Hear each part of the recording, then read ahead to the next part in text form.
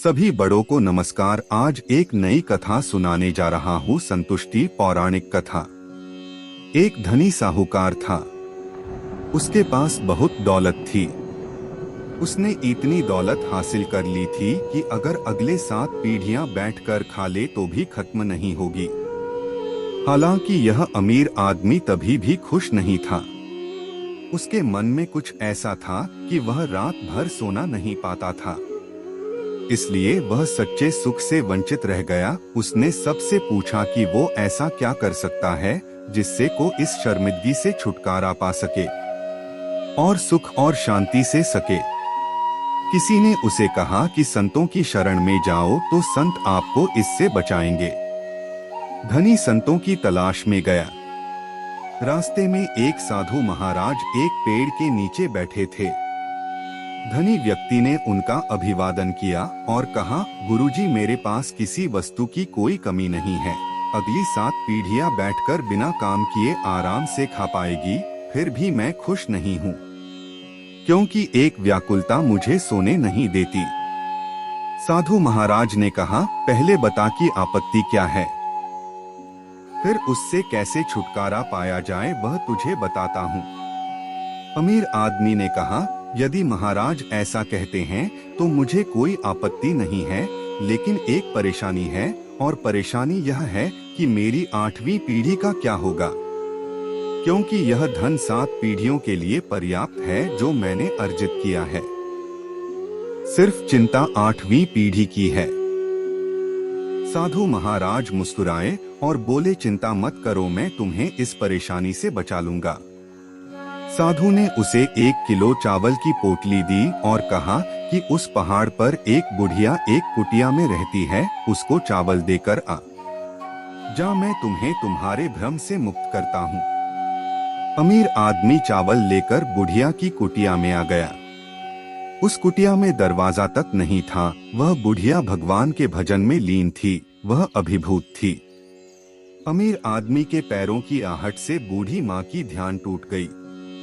उसने ऊपर देखा और कहा कि बेटा, आप यहाँ क्यों आए हो?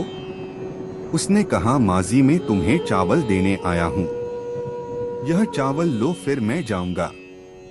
बूढ़ी माँ ने कहा कि मैंने आपको चावल लाने के लिए कहा था क्या? क्या आपके सामने हाथ फैलाया था? नहीं है ना? फिर चावल क्यों लाए? यह पोटली उठाओ और जाओ। फिर अमीर आदमी ने कहा, मुझे उस पेड़ के नीचे बैठे साधु ने भेजा है, इसलिए मैं आया हूँ। उम्मीद है आपको कहानी पसंद आ रही होगी। कृपा करके मेरी वीडियो को लाइक शेयर कर दे और मेरे चैनल को सब्सक्राइब कर दे। अब आगे की शेष कहानी सुनिए।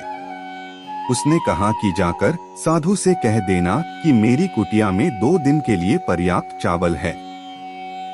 अमीर आदमी ने अपने सामान्य ज्ञान का इस्तेमाल किया। उसने कहा कि माजी, आपको तीसरे दिन के लिए चावल काम आएंगे।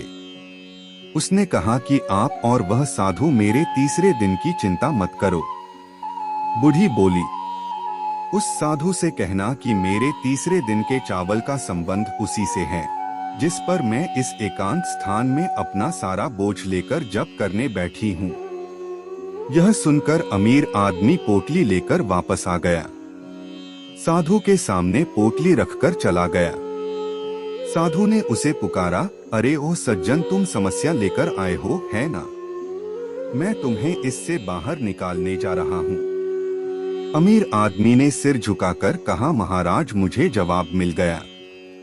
वह बुढ़िया तीसरे दिन के चावल नहीं है तभी भी खुश है, और मेरे पास सब कुछ है तभी भी मैं दुखी हूँ।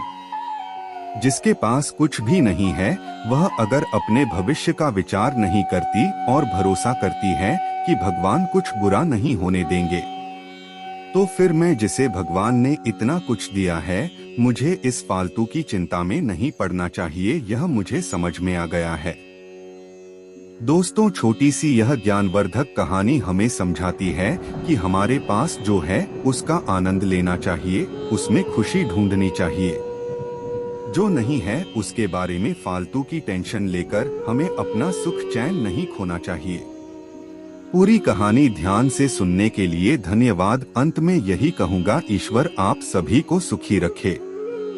दोस्तों, इस वीडियो में बस इतना ही। मिलते हैं अगले वीडियो में। अपना ख्याल रखिएगा।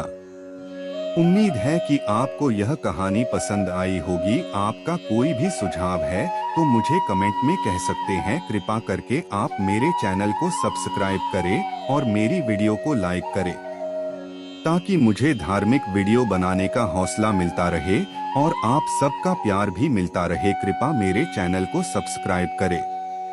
अब मैं मिलता हूँ आपको अगली वीडियो में।